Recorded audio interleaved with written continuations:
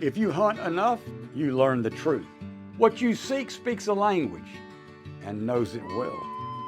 That's why every Primo's call for everything you hunt is made the right way. We sweat every detail so you get more out of every hunt, and nothing leaves our hand until we know it'll work in yours. Because we don't just make the world's best calls, we speak the language. Primos. In 1933, Fred Bear created a legacy, pursuing his lifelong passion. Fred's mission was to ensure archery remains accessible to everyone. Here at Bear Archery, we promise to never forget the principles our brands were founded on. From the youngest archer to the oldest, we strive to build bows that give you the best shooting experience. Visit beararchery.com to discover more.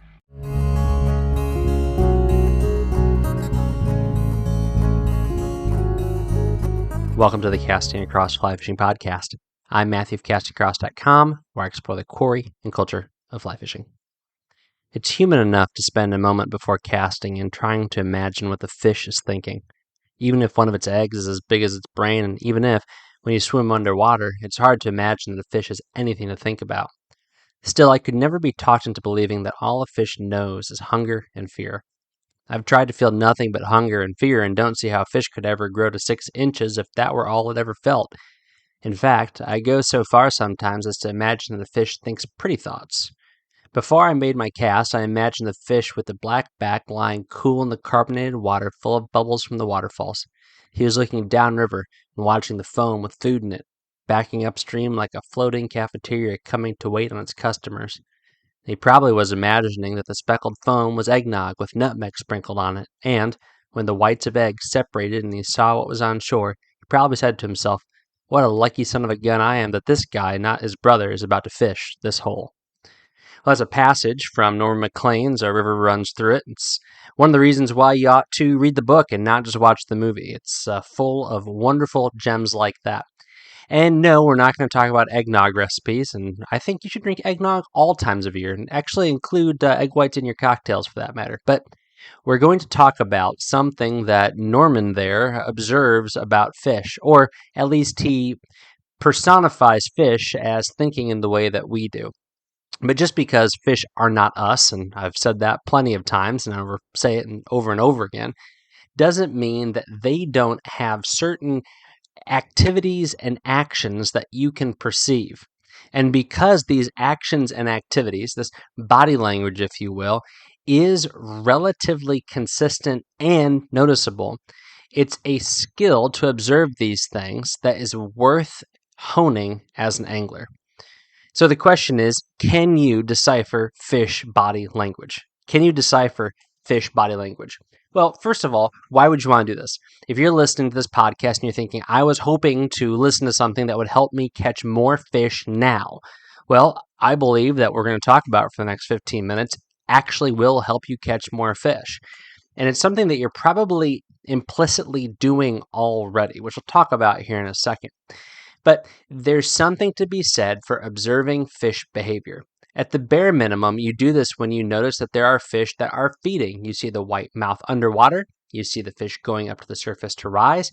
You see a fish swimming away from you, and you know to yourself, I can cast a nymph to that first fish, a dry fly to the second fish, and do what I might. That third fish that's swimming away, I'm probably not going to have a chance to go after it. So that is why it's important to understand what's happening with fish. And there's a whole lot more to it. There's more nuance. We're going to go well beyond, if it opens its mouth, it's feeding. If it goes to the top, it's eating off the surface. And if it swims away, it's scared. There's a lot more to it than that. And in fact, there is a lot more to it, such that if you Google fish body language, you're going to get page after page after page on the internet from aquarium folk who have a vested interest in figuring out what their fish are doing and why they are doing it. There's actually a great amount of attention, apparently, that's paid in the aquarium community to how their fish are feeling, if their fish are happy, if their fish are stressed, what their fish are up to based on their body language. And so, again, I'm not saying that you're going to figure out if you should cast a hare's ear versus a nymph based upon what that fish is doing with its adipose fin. However, I think that there are certainly some things that you can glean from observing fish and their behavior. So, like I said, a lot of this is intuitive. A lot of this is something that you pick up over time. So, all this will serve to offer you is a little bit of a leg up, or it might give you a different perspective if you've been thinking about this, but maybe not at the forefront of your mind. And I can't blame you. That's what you do when you deal with kind of the minutia of angling, like we do here in Casting Across. So again, this is something that you will pick up with experience. But as per usual, it might not necessarily be the kind of thing that you could sit down and articulate to somebody that is fishing for the first time with you, or if you were quizzed on it, which I don't think the fish and game folks are going to do to you. But that's what we're going to look at. And more than that, once you know to look for things, you'll start to look for things. Isn't that always the case? When you are told to pay attention for something, then you will start to look for it. Now, how to do this? Is this something where you should go stamping out into the next trout stream that you are fishing in and spend more time paying attention to how the fish are acting than fishing? Absolutely not. But a few podcasts ago, I talked a lot about using fish. And I talked about bluegill as object lessons and case studies. And I genuinely believe that bluegill and sunfish and all the other kinds of fish that are almost always willing to play ball are a great test ground for this whole endeavor. I actually did this recently. Last week I took my boys fishing just to a local pond, and the first one cast a lure in and nothing happened. And the lure was too big. The lure was not hooked on right. The worm was all mangled up on the hook, this rubber worm. Well, another son cast out a little tiny grub that was swimming through the water in a very natural way. I mean, there's nothing natural that chartreuse. However, the way the thing was moving in the water was natural. And the fish began to respond very actively. And then son number 3 comes along and casts a spinner, and big fish came up and started attacking it. So it was a great, object lesson for the boys to say, okay, what happened with that first one? Nothing. What happened with the second one? There's a lot of interest. What happened with the third one? Well, the fish just came and attacked it. And we talked about what the difference in all 3 were and why that might have been. Why the fish were completely unimpressed by the giant worm that was rigged poorly. Why the fish were interested in the grub that was being fished in a very natural way. And while some fish were attacking, but not necessarily sticking around that spinner. And how each taught us something about how those fish reacted. And I actually, encouraged the son that was using the grub to say, listen, what you are doing is you're getting their attention. That means you only have something small to do. You don't need to change your lure necessarily. There's small things you can do to get the fish to pursue that. And for the boy that was using the spinner, I said, you're in the exact same boat. The fish are coming aggressive, but no fish is committing. So maybe it's too big of a spinner. Maybe you need to slow down your retrieve. Maybe you need to add a little bit of a pause or a jerk or cast out further to where there might be some bigger fish that are willing to commit to that lure. So bluegill can serve as a wonderful test ground for this. You can really see them well. You can have them up close and personal. And honestly, this is where I honed this craft on bluegill and then on Spring Creek trout, where you can see them very, very well. And part of this means paying attention to fish when you are not fishing for them. That takes a lot of discipline, and that takes a lot of energy and effort to say, you know what, I'm not going to fish today. I'm just going to go watch fish. And the things that you observe, the things that you see when you're not fishing are completely different than when you are worried about your rod, your line, its trajectory behind you and in front of you, your leader, your fly, all of those things. You pick up on so much more. So it's definitely a worthwhile endeavor if you have the time. So all that to say, what are some of the things we look for when we watch for the body language of trout? So the first thing I like to look at is just where that fish is holding in the current. And I'll go through a few different parts of the fish anatomy and things to look for. When you pay attention to a fish, you want to look at its head, specifically its mouth, its fins, especially its pectoral fins, the fins that it uses primarily for steering itself, for a lack of a better term, and then its tail, what it uses primarily to propel itself. Now, if a fish is in moving water, it's using these things not necessarily to move in the water, but to stay in the water. And so you've probably seen a fish that gets ready to bite, who's intrigued by what you're drifting to it, and it will stop finning in the current. It will actually kind of go not necessarily limp, but it will lessen the movement of its pectoral fins, and it will lessen the movement of its tail. That immediately precedes it either A, just drifting back and opening its mouth and taking that food, or if it has to change its trajectory, then it kicks in a little bit harder. So it goes from a slow and steady, maintaining its place in the current and the feeding lane to a falling back, and then, if necessary, into an aggressive posture to pursue that. Now, this is important to know. This is generally how it goes. This is usually what a fish does. That pectoral fin movement and that tail fin movement usually slow down when it is observing a fly coming past. However, if you don't get that aggressive amping up of pectoral fin and tail movement, then you know that fish has maybe seen your fly, but there's something about it that's just not right. Especially if you're able to do this more than once, and it continues to observe and observe. Now, it may be the third time's a charm, and if you're like me, there's times where you fish to the 35th time and see if that's the charm. But these are things to pay attention to. If that fly goes past that fish and nothing changes, it doesn't move a muscle, then that may be it could mean a few things. One, it means the fish is not interested. Secondly, it means that you just need to change your fly. Thirdly, it may mean that where you perceive your fly is, it actually isn't. It's too deep, it's too shallow, or your drift is bad. Now, there's fish that will not be turned off by those things. They'll just completely ignore it as if it's not a big deal. You have to remember there's countless things floating by, kind of like McLean's stuff on the sprinkles on the eggnog analogy. But these are things to pay attention to. Now, real quick, you are going to have to be in a position where you can see this.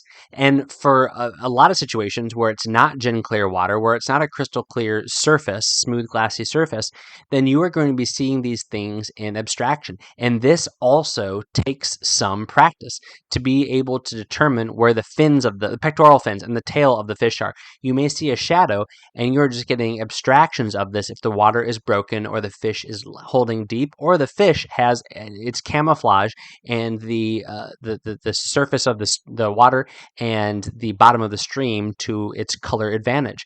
But you're able to pick up subtleties. Now, it's great if you're fishing in a situation where you can see that fish clearly, and every once in a while we find ourselves in a position where we can see that fish totally clearly. But these are things to pay attention to. Now, something else that I think is worth mentioning when it comes to this is when you see a small variation of this, where that fish goes from a consistent holding pattern in that feeding lane to kind of flicking something. It may jerk its head or twist its body to the side as your fly goes past.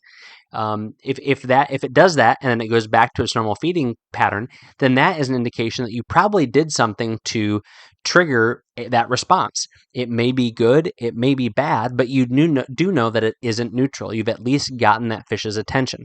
Being able to throw that fly back into that situation again is not a bad idea. Now, I will say, and again, there's countless variables that are unknowable because who knows what's going on in the mind of that fish.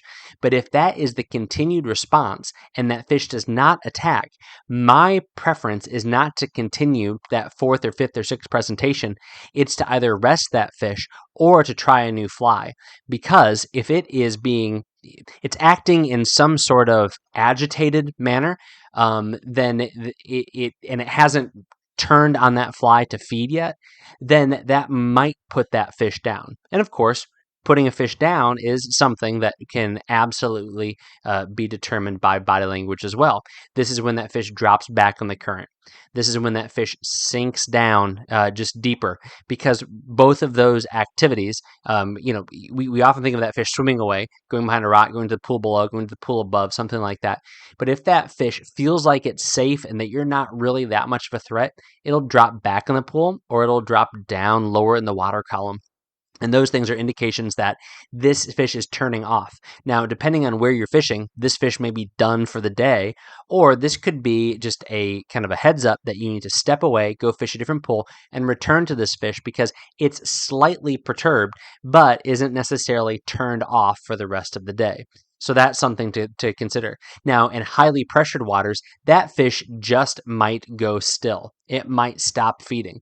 And you can see this with some of these popular catch and release waters where a fish is actively feeding and then you make a pass at it and it has one of these times where there's a variation to its pectoral fin movement and its tail fin movement, and you see it stop actively feeding. You no longer see the white of its mouth. You no longer see it darting to the left or the right. All it's doing is holding its position in its feeding lane, no longer going after, certainly not after your fly, but after the naturals as well. And this may be an indication that you've turned this fish off. It is not scared of you and it is brave enough to stay in that spot, but there's been enough of a variation in its activity and its body language that you can almost be guaranteed that fish is not worth going after. And this can do a few things. One, it can you can learn something about how fish behave. But secondly, you're not going to waste your time on a fish that has changed its body language, and this will save you a lot of frustration. I know that for many years, and probably still do this today out of being stubborn. There's a fish that'll drop down in the water column, and I'll continue to fish to it thinking, okay, I just changed its position. But more often than not, this is an indication that that fish has been spooked, it has been turned off. It is not going to go after my fly. However, there is an agitation that is beneficial, and there are some fish that get this way, especially the fish that is kind of the biggest toad in the puddle, as it were, the fish that is going to get defensive and aggressive and territorial about other things coming into its pool or into its area. And this is the time where that fish may drop back, but if it does so, and it doesn't do so simply by gently changing the cadence of its tail and pectoral fins, but it does so by zipping back to the back of the pool and then maybe zipping back up and then back again to the back and then back into a holding position, but maybe now moving with a little bit more oomph behind it, that is an indication that that fish has an aggressive posture. Now, it could be it's a completely crazy fish. I've come across plenty of examples of that where the fish just act really weird and wacky and there's no way to determine what's necessarily happening. But more often than not, when the fish goes into that mode, maybe it's going after other fish, it's bumping them, which, again, fish don't have hands and fish don't have words. So they're going to bump into them, they're going to kind of rush them. Those are fish that have an aggressive kind of attitude about them, where that streamer or maybe that big fly, and again, a streamer doesn't necessarily have to be stripped in front of that fish. It could be that you bounce that leech and that fish has some sort of aggressive demeanor about it, where it isn't necessarily protecting eggs or a bed. It could be in the middle of summer. It could be post-spawn. It could even be pre-spawn. But it's a fish, and so it only has so many things it can think about over the course of its life. And so it sees that thing that's bouncing along the bottom that looks very aggressive, that looks like it could be a threat to it or what it is wired into its brain to defend, and it will go after that fly. So if you see that agitation, it playing that out to other fish, to your fly, or to just the pool in general, then that is an indication that you might want to go after that fish. Now, of course, if you are fishing on the edge and the temperature may be a little bit warm, the water temperature and the air temperature, or maybe the water conditions are low, that very same behavior could be indicative of a stressed fish. Because if that fish is stressed by environmental factors, it's going to react in the same way as if it's stressed by a foreign object in the pool. And the thing is, they're probably both going to strike, but if it's happening under conditions of that dissolved oxygen being lower, which you're probably not going to be able to tell by the things you carry on your person, but because the temperature is warmer, then that's the fish that you want to stay away from. Take that as nature's way of saying, leave this fish alone. It's not having a good day, and it's probably not the fish that you want to go after. So in a current, that's a handful of things to pay attention to. Its tail, its pectoral fins, the variations that go into it. Does that fish sink in the current? Does it drop back in the pool? Is there a stillness to it after you've made some presentations? Does it get aggressive? Is it agitated? Now, I'd be remiss. Hold on a second. Let me back up. If there's any questions you have about that, Again, I am not a fish behavior expert, but I've given some great resources. Certainly, I think the book "In the Ring of the Rise" by Vince Marinero, it specifically deals with fish behavior when it comes to rising and interpreting that, which I'll mention here in a second. But that's a great resource. There's a number of other ones. Joe Humphreys has a good book on it, and there's a lot of great resources out there. But a lot of it does come to just kind of trial and error and watching fish and not just thinking that it ate or it didn't eat. It almost ate or got spooked. There's definitely more nuance within those categories, and unfortunately, there's a lot of Venn diagrams where there's kind of muddy middles, but that is generally the case with most things. But like I said, rising. I want to talk about rising just in the last few minutes. This could be its own podcast, but I think it definitely factors into this same fish body language conversation. If you see its mouth breaking the surface, that means it's rising to real dry flies. If you see its nose breaking the surface, that means it's a more gentle rise to a real floating dry fly. If you see its head come up, just the back of its head. Now, again, a lot of this is just takes discernment. How to tell the difference between let's say a rainbow trout, generally speaking, a relatively rounded, snubby nose. The difference between a rainbow trout's nose and the top of a rainbow trout's head. So if you were to kind of look at it head on with its face to your right and its eyeball directly above it, 12 o'clock, its mouth 3 o'clock, is it that space between 12 and is it closer to that 3 o'clock position, or is it closer to that 12 o'clock position? And if it's closer to that 12 o'clock position that's coming up, it may be taking a merger, something in that subsurface. And oftentimes when that happens, you have the benefit also of seeing the dorsal fin come up and maybe even the tail come up. And these are often splashier rises. Now, it could be that it's a very small fish, and so to make that motion to get it up in the water, it's a very, very splashy rise. But a lot of times, big fish will expose the top of their head as well as their back and maybe even their tail when they're taking these emerging flies. One, because they're pursuing something that's moving, and two, because to get in that best position to feed on that without necessarily breaching the surface completely, then their back is going to be up in that surface tension, creating a disturbance. So there's a lot more to be said. I mean, an infinite amount more to be said about rise forms, but I think it was worth just at least mentioning ever so briefly. So with all that said, does this sound super abstract? Does this sound even a little bit silly? Well, it might be, but I think this is something that if you stop and you think about it, these sorts of things truly add to the way that you perceive fish and the way that you approach them. And it can truly save you time. You're not fishing to a fish that you've put down hour after hour. And I know people have done that, and I know I've done that. But if you're able to discern body language, then you can not only know when to change your fly, when to move on, but maybe when to take a break, rest a fish, and come back to it and have a better preparation in the presentation that second time around. Again, let me know if you have questions. Matthew@castingacross.com. This week on the website, Monday's article is called Fishing the Post-Dusk Rise. Fishing the Post-Dusk Rise. Really, this is just some tips and tricks for when you're fishing as it is getting dark.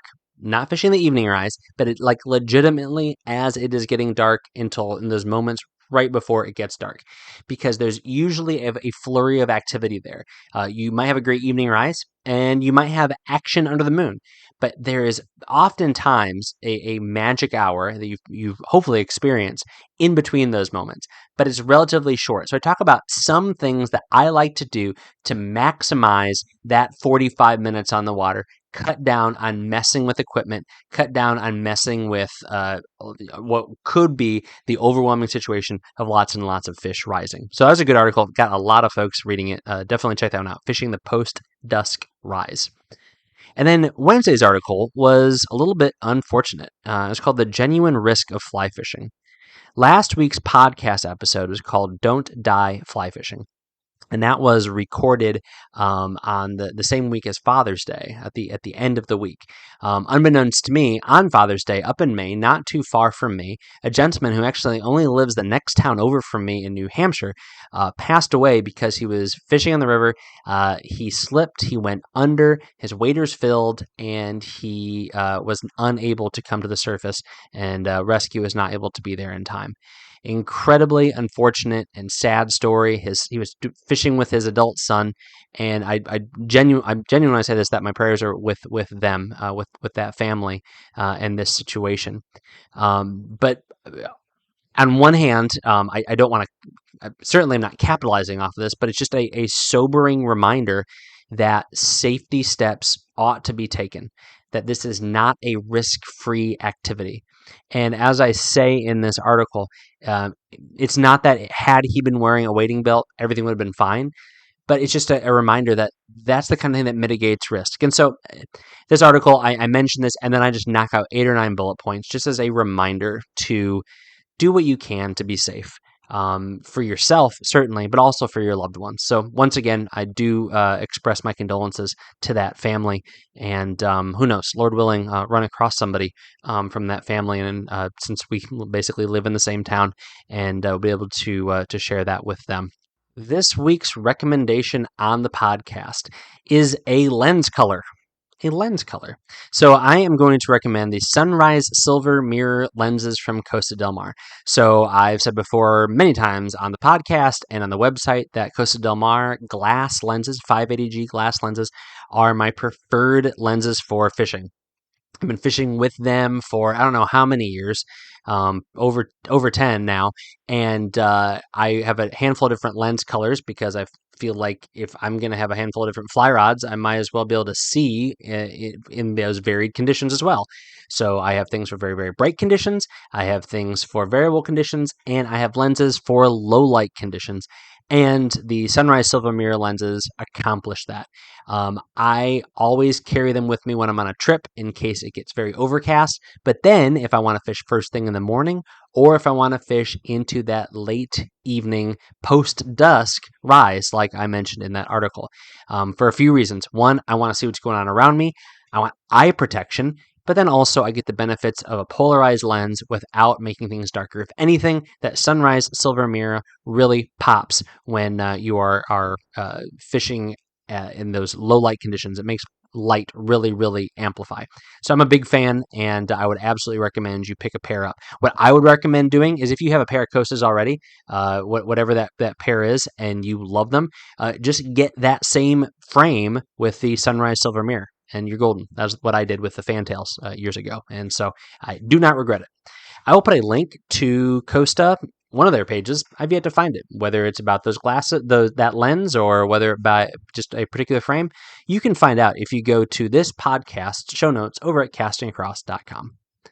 Thanks for listening to the Casting Across Fly Fishing Podcast.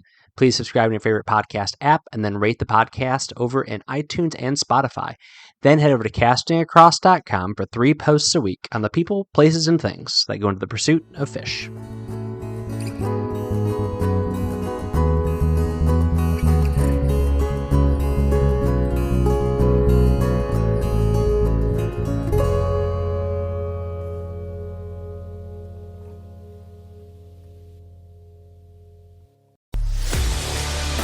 A life that has the stories to back it.